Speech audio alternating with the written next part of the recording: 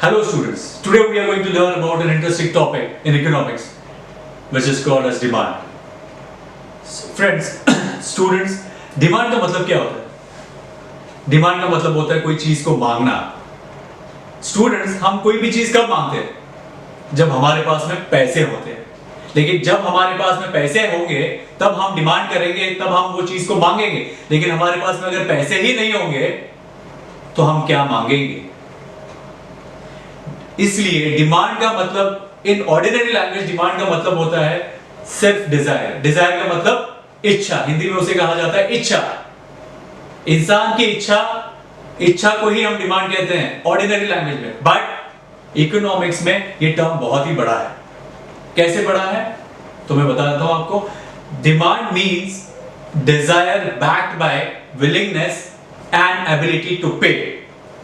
अभी थोड़ा सा ये कॉम्प्लिकेटेड है, थोड़ा डेफिनेशन कॉम्प्लिकेटेड है, but I will explain you with an example, a good example. जैसे एक बेगर है जिसको टेलीविजन खरीदने की बहुत ही इच्छा है. एक बेगर को टेलीविजन खरीदने की बहुत इच्छा है, पर उसके पास में पैसे हैं नहीं.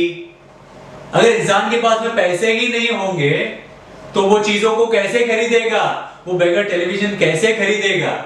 अगर वो बेगर अगर टेलीविजन नहीं खरीद सकता तो वो डिमांड नहीं है, वो सिर्फ डिजायर है, वो सिर्फ उसकी इच्छा है खरीदने की.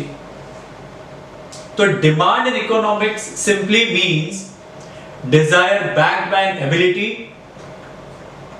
And willingness to pay for it. This is what we call it as demand. और एक एग्जांपल देता हूं आपको. जैसे एक रिच पर्सन भी सोचता है कि मैं कार खरीदूं.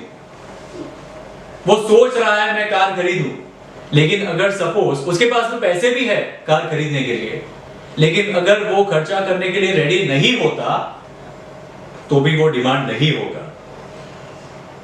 अगर डिमांड को पूरा करना है तो तुम्हारे पास में you need to have desire, you need to have willingness to purchase, and the third important point is you should have a purchasing power, that is ability to pay for it. That's it. Thank you for today's lecture. See you in the next lecture.